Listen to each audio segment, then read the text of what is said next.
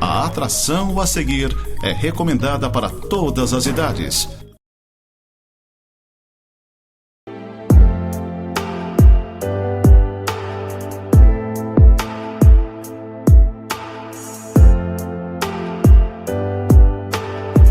Olá, gente amada, gente querida, que a graça do nosso Senhor Jesus Cristo esteja sobre a sua vida, sobre a sua casa, sobre a sua família. É sempre com muita alegria, é um prazer enorme poder chegar aqui e transmitir mais uma edição do programa Momento de Santidade. Ele é veiculado pela Igreja do Nazareno aqui em Lages, a Casa do Pai, como nós carinhosamente a chamamos. É um nome que nós adotamos de uns anos para cá, Casa do Pai. É o lugar onde nós gostamos de estar, onde nós temos prazer em estar, onde nós encontramos um Deus de amor, um Deus de graça, um Deus de misericórdia, um Deus que trata a gente como filhos. Então esse nome ele é sintomático por isso, nós o temos adotado e esperamos que o mesmo Pai, o mesmo Deus esteja abençoando a sua vida em nome do Senhor Jesus. Deixando aqui um convite para você, se você quiser nos conhecer, a Igreja do Nazareno fica na rua Mário Ribeiro Ramos 253, uma quadra acima da UPA ou uma quadra abaixo do Corpo de Bombeiros. Se você quiser chegar, para nós vai ser uma honra, vai ser uma alegria. Você vai encontrar ali uma equipe de pastores, de líderes, sempre prontos para abençoar a sua vida. Nós temos ali o pastor Fogaça, a pastora Rosa. O pastor Fogaça está mais relacionado à parte de louvor, de adoração, a ministração nos cultos de quarta-feira. Tem o pastor Cláudio, a pastora Lucy, temos o pastor Nilson. São pessoas queridas que me auxiliam no trabalho e vão estar ali prontos para ajudar você caso você tenha alguma necessidade. Além disso, nós trabalhamos com agenda. Nós agendamos alguma visita, algum encontro, alguma coisa que possa realmente fazer a diferença na sua vida. Então quero só deixar esse convite para você e dizer que nós estamos aqui para servir da melhor forma possível. Aliás, uma igreja ela só tem razão de ser se ela estiver a serviço de pessoas. Nós estamos aqui não para tirar, mas estamos aqui para dar, para oferecer, tanto do nosso tempo, dos nossos dons, como dos nossos talentos. Tá bom, querido? Deixei esse convite para você. Eu queria ministrar sobre um texto muito conhecido. Outras vezes eu já tenho falado aqui sobre esse texto. Vez por outra ele vem ao coração e eu até tentei antes de vir para cá encontrar uma outra palavra, pensar em uma outra palavra, mas eu não sei se você entende isso, quando alguma coisa vem forte a gente não consegue abrir mão daquilo, e eu espero que você seja tremendamente abençoado a partir dessa passagem bíblica. Evangelho de Marcos, capítulo 7, a partir do verso 24, nós temos ali a informação de que o Senhor Jesus ele sai da onde está e parte para as terras de Tiro e Sidom, e uma vez indo para aquela região, aliás, foi uma das poucas vezes em que o Senhor Jesus ele se ausentou do território da Palestina, da Galileia, né? Ele entrou numa casa e o texto diz que ele queria que ninguém o soubesse. E, no entanto, não pôde ocultar-se, diz a palavra, não pôde ocultar-se. Eu procurei uma outra tradução antes de sair de casa e lá diz que ele não pôde se esconder. E eu fiquei pensando, por qual razão o Senhor Jesus quis ocultar-se e não conseguiu? Talvez alguns de vocês tenham dificuldades para entender isso. A vida ministerial, a vida pastoral, a vida de serviço ao reino, ela é um prazer, é uma alegria. Nós fazemos isso exultando, nós fazemos isso porque nós amamos. Mas ao mesmo tempo em que nós trabalhamos para o reino, nós trabalhamos em favor de pessoas, isso é altamente cansativo e desgastante. Você não tem ideia o que isto significa, você sentar com uma pessoa e você receber toda a carga que ela tem da sua história, das suas memórias, dos seus traumas, das suas experiências de machucaduras, de pisaduras. Nós como pastores, nós nos assentamos e nós ouvimos atentamente aquilo que as pessoas têm a dizer, têm a relatar, e muitas vezes ali ouvindo, nós estamos ali orando em espírito, procurando uma direção de Deus, uma palavra da parte do Senhor, porque aquela pessoa não veio só para nos contar uma história ou falar da sua dor, ela espera receber uma ministração, ela espera receber, como as pessoas dizem por aí, uma bênção. Elas esperam receber uma palavra de ânimo, de força, um direcionamento para a sua vida. Agora você imagina um mestre, você imagina Jesus, tantas pessoas, quantas pessoas atendia durante o dia, cercavam-no aqui e ali, crianças, idosos, pessoas apanhadas em pecado, enfim, pessoas carentes, aqueles que precisavam da cura, da restauração, que estavam há anos deitados, quem sabe numa maca, ao redor de um poço, esperando um milagre, amigos que de repente tiveram que abrir um telhado, levar aquele amigo porque ele tinha um anseio de ser curado, de ser restaurado. E o que Jesus fazia? Ele parava, ele dava atenção, ele dava o seu tempo, e talvez isso seja a coisa mais preciosa que nós tenhamos nos nossos dias, alguém dar do seu tempo. O tempo é a coisa mais preciosa, por quê? Porque tempo é vida que está indo.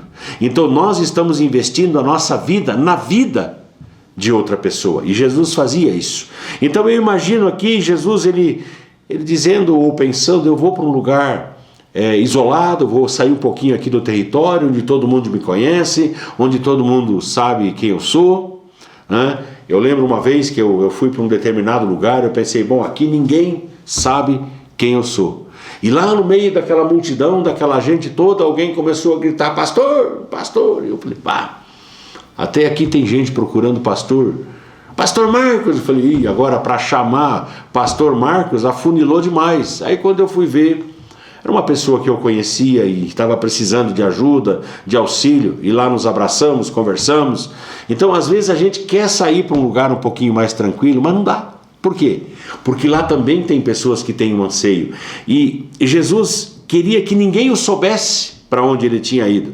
No entanto, diz o texto, não pôde se esconder, não pôde se ocultar. Por quê?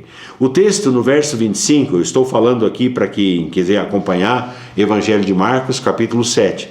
Verso 25 diz que uma mulher, cuja filhinha, olha que termo carinhoso, filhinha, estava possessa de um espírito imundo, e tendo ouvido a respeito de Jesus, veio e prostrou-se-lhe aos pés. Prospicto, no grego, ela caiu, ela se jogou aos pés do Senhor, como que reconhecendo a sua soberania, reconhecendo a sua autoridade, não é? E o que acontece? Ela clama por um milagre. Ela era uma mulher grega, de origem sírio-fenícia, e rogava-lhe que expelisse, verso 26 eu estou, da sua filha o demônio. Mas Jesus lhe disse, deixa primeiro que se fartem os filhos, porque não é bom tomar o pão dos filhos e lançá-lo aos cachorrinhos. Uma palavra dura essa, uma palavra difícil de engolir e de aceitar. Jesus estava dizendo, olha, eu fui enviado para as ovelhas da casa de Israel.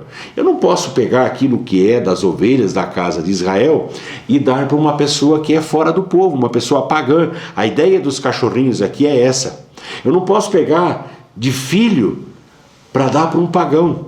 Então aquela mulher, provavelmente ela deve ter ficado chocada à primeira instância, mas no verso 28 diz, ela porém lhe respondeu, sim, Senhor. Mas os cachorrinhos, debaixo da mesa, comem das migalhas das mesas das crianças. Aquilo ali mexeu com a estrutura emocional do nosso mestre. Porque Jesus então olha para ela e fala assim, por causa desta palavra, podes ir, e o demônio já saiu da tua filha. Verso 30 diz que ela voltou para casa, achou a menina atirada sobre a cama, pois o demônio a deixara. Por causa desta palavra, por causa dessa atitude de submissão, de não exigir alguma coisa da parte do Senhor. Tem algumas igrejas por aí que eu tenho até cuidado para não chamar de igreja de tão heréticas que são, mas eu preciso falar sobre isso. Exigem e pregam que você tem que exigir ou reivindicar da parte do Senhor como se Deus fosse um capacho, como se Deus fosse um empregado, como se Deus tivesse a obrigação. Você sabe o que mexe o coração do Pai, o coração do Senhor? É o coração quebrantado. O que é que mexe com o coração do Senhor é quando nós somos humildes, quando nós somos dependentes da graça, quando nós somos dependentes dele e não nos colocamos na posição arrogante de alguém que reivindica, que exige alguma ação como se Deus fosse empregado. E não é assim. Biblicamente nós aprendemos algumas lições aqui que para mim elas são fantásticas. E a primeira delas, talvez, nós precisamos aqui enfatizar: Jesus, ele é sensível ao clamor de uma pessoa necessitada. Jesus, ele é sensível. Deus, ele é sensível ao clamor de uma pessoa necessitada. Esse texto que eu li, ele tem um texto paralelo que está registrado no Evangelho de Mateus, no capítulo de número 15, no verso 22, falando que essa mulher, ela clamava, que é o que o texto aqui de Marcos não apresenta. Diz que ela clamava. E eu lembro, por exemplo, do profeta Jeremias, capítulo 33, o verso 33, algumas traduções dizem: clama a mim, e te responderei, anunciar-te-ei coisas grandes e ocultas que não sabem. A minha tradução fala: invoca-me, e te responderei. Ou seja, Deus está dizendo que nós podemos invocá-lo, que nós podemos clamar diante dele, e ele vai nos ouvir e vai nos atender. O Salmo 50, o verso 15, ele diz: invoca-me no dia da angústia, eu te livrarei e tu me glorificarás. Quantos dias de angústia você tem passado?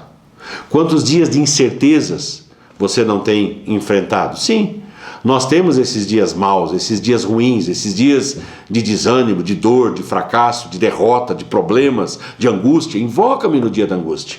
O Senhor está dizendo isso. Eu vou te ouvir e eu vou te livrar. Tem um exemplo no Evangelho de Marcos, capítulo 10, do verso 46 até o verso 52, que nos fala de um homem chamado Bartimeu. Ele era cego. E ele estava à beira do Rodosa, à beira do caminho, à beira da estrada. E ele escuta o tropel das pessoas passando e: o que está acontecendo? Que movimento é esse? E aí alguém diz para ele: fica quieto aí, tiozinho. Fica quieto porque Jesus está passando por aqui. Quando ele sabe, ou fica sabendo que era Jesus, ele começou a gritar: Jesus, filho de Davi, tem misericórdia de mim. E as pessoas: é o mestre que está passando. Jesus, filho de Davi, tem misericórdia de mim. E o texto diz que ele gritava cada vez mais alto. E eu acho bonito, eu acho bacana, eu falo sempre na igreja que eu gosto dos detalhes da Bíblia, eu gosto daquelas coisas pequenas que todo mundo passa correndo por cima. Diz que Jesus parou. A mesma coisa que ele fez quando ele chega debaixo da árvore onde Zaqueu havia subido para enxergar Jesus. Diz que Jesus, ele para. Então eu imagino Jesus ouvindo aqueles gritos, aqueles berros: Jesus, filho de Davi, tem misericórdia de mim. Jesus para. E quando ele para, ele cria naqueles que estão à sua volta uma expectativa. O que ele vai fazer? Qual vai ser a sua ação? E aí Jesus olha e fala assim: chamem-no, chamai-o, chame esse moço. E o texto diz que de um salto ele se pôs em pé, ele pulou e disse: não, agora é a minha chance, agora é a minha vez, chegou a minha bênção, agora eu vou para diante do mestre. E então ali o Senhor Jesus o cura, o Senhor Jesus o restaura. E é isso que eu acho fantástico na pessoa do Senhor Jesus. Presta atenção no que eu vou dizer para você. Não importa a hora, não importa a sua dor, não importa o seu problema, você vai sempre ter o ouvido aberto do Senhor Jesus, pronto para atender e pronto para fazer um milagre na sua vida. Esse é o Deus que eu sirvo, essa é a minha experiência e é isso que eu quero passar para você. Segunda coisa, Jesus, ele atende a todo aquele que o busca. Eu falei em primeiro lugar que ele é sensível ao clamor de alguém necessitado. Segunda coisa que eu quero frisar: Jesus, ele atende a todo aquele que o busca. Para onde essa mulher se dirigiu? Ela não foi ao Zé das Couves, ela não foi ao João de não sei o quê, Ela foi a pessoa de Jesus. Ela fechou os seus ouvidos e o seu coração para todo o conselho de vizinha, de vizinho, de amigo. Se eu fosse você, eu faria isso. Tua filha está possessa, mas faz uma campanha de nos... Não. Ela foi a pessoa do Senhor Jesus. O verso 25 nos diz isso. Ela foi a pessoa de Cristo e prostra-se, ou prostrou-se aos seus pés. Agora veja bem, para uma pessoa que está habituada a fazer isso, eu tenho algumas coisas que me chamam a atenção ali na igreja que eu pastoreio, a Casa do Pai, a igreja do Nazareno aqui em Lages. E uma das coisas que me chama a atenção é que eu não preciso fazer apelo para que as pessoas venham ao altar do Senhor. O louvor começa, a adoração começa, já tem gente chegando, já tem gente se prostrando, sem que uma palavra seja liberada. Por quê? Porque elas sabem que há um Deus de poder, um Deus de graça, um Deus de misericórdia, e que elas podem se achegar a este lugar de confiança. O altar do Senhor é lugar de confiança. Ali está a presença do Senhor. Então não existem barreiras. Essa mulher grega, estrangeira, não fazia parte da nação de Israel. Ela vai e se prostra aos pés de Jesus como um sinal de reverência, de submissão. Ela se prostra diante do Senhor. Sabe do que eu lembro? Eu lembro que o Senhor Jesus, em Mateus capítulo 11, verso 28, ele disse: vinde a mim, todos os que estáis cansados e sobrecarregados, e eu vos aliviarei. Eu gosto dessa palavra. Jesus diz: aprendei de mim, tomai de mim o meu jugo é leve, o meu fardo, ele é leve, tomem, peguem o meu. Eu acho isso tremendo da parte do Senhor Jesus. Eu posso chegar, e eu faço isso. Não é porque eu sou pastor que eu não tenho as minhas lutas. Não é porque eu sou um servo de Deus que eu não tenho as minhas batalhas. Algumas vezes isso acontece frequentemente. Eu perco o sono durante a madrugada. Muito fácil. E eu acordo e ao invés de eu ficar contando quantos cordeirinhos vão passar para o sono chegar, eu começo a orar pelas pessoas. Eu começo a lembrar desse, eu começo a lembrar daquele, eu lembro daquela. E eu vou orando pelas pessoas. Por quê? Porque eu sei que há um Deus que não dorme. A Bíblia diz que Deus não dormita, Deus não tira cochilo. Deus não dorme, Ele está sempre pronto para atender aquele que o busca. Então, em vez de ficar lá deitado, rolando de um lado para o outro, eu vou fazer o quê? Eu vou orar. Eu vou usar o meu tempo para conversar com Deus e para apresentar pessoas diante do Senhor. Eu tenho certeza que frutos que eu tenho colhido no meu ministério são resposta das orações que eu tenho feito na madrugada. Eu creio nisso. Eu creio que nada acontece por acaso. Não existe acaso no reino. Existe sempre um plano, existe sempre um propósito, e existe um Deus que está sempre pronto para fazer a diferença nas nossas vidas. Essa mulher, ela foi para Jesus vencendo barreiras. As barreiras talvez de não ser atendida, as barreiras de talvez o dono daquela casa, que nós não sabemos de quem era, não a atendê-la ou não deixá-la entrar. Tinha barreiras. Então ela estava disposta a vencer barreiras, assim como os 4 amigos do paralítico tiveram que romper barreiras, quebrar telhado, romper a multidão, assim como o cego Bartimeu teve que romper barreiras, que era a sua cegueira, a sua limitação física.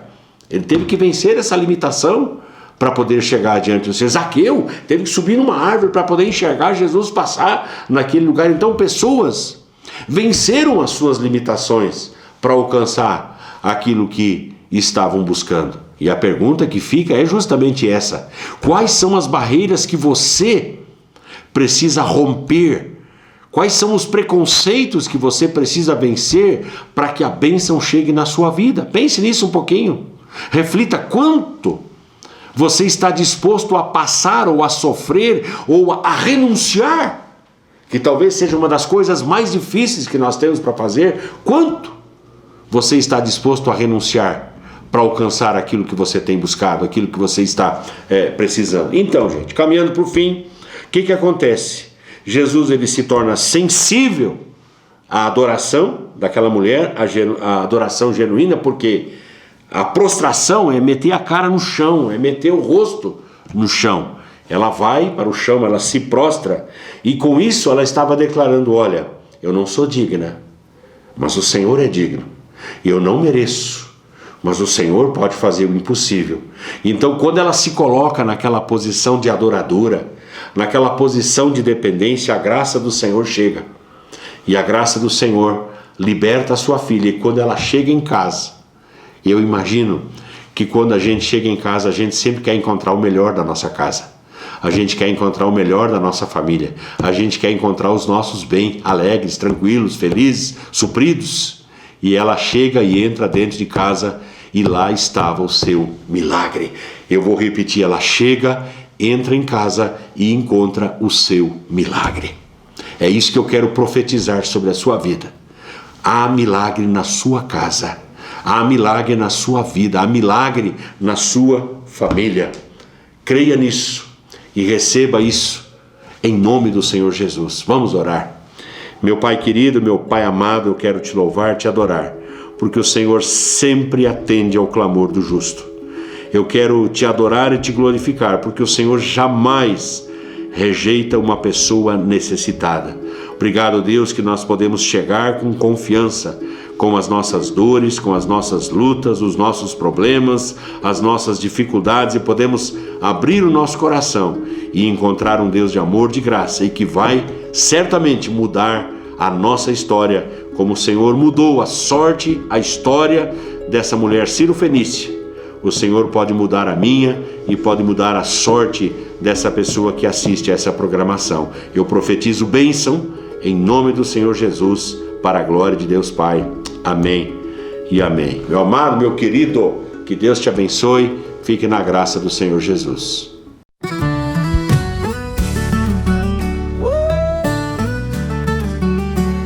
Momento sagrado que vem, transforma tudo que tem. Coração se abre então, para seguir na missão. Restaurando cada alma, trazendo paz e calma. Vida nova renasceu, fé no amor que cresceu. Ó Jesus, nosso guia, amor e fé todo dia. Gratidão no coração, para sempre em oração. Luz divina brilhar, nos faz juntos caminhar, transformando o coração, para sempre em oração. Luz divina brilhar, nos faz juntos caminhar, transformando o coração, em cada gesto uma canção. Cuido com carinho do nosso irmão vizinho, com fé a nos erguer, amor ao próximo viver. Ó Jesus, nosso guia, amor e fé todo dia. Gratidão no coração, para sempre em oração. Programa Momento de Santidade, Nova Era TV, lá de Santa Catarina.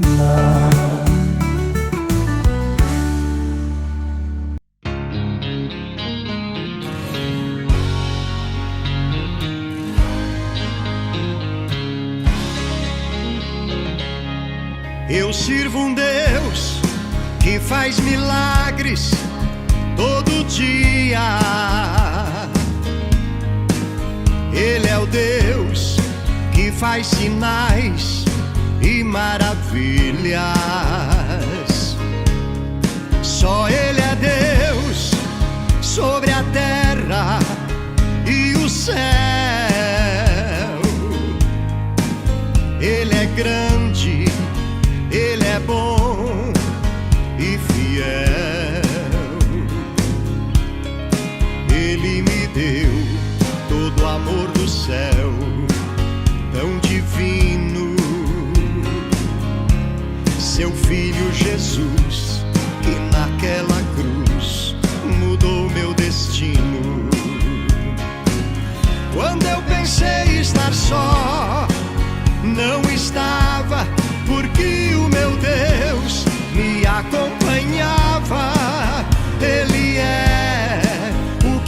preciso todos os dias.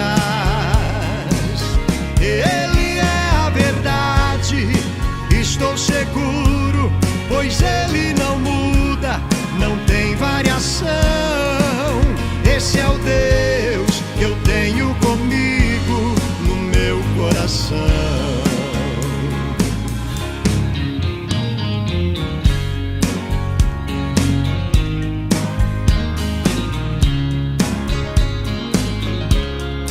Eu sirvo um Deus que faz milagres todo dia. Ele é o Deus que faz sinais e maravilhas. Só Ele é Deus sobre a terra e o céu. Ele é grande, Ele é bom e fiel. Ele me deu todo o amor do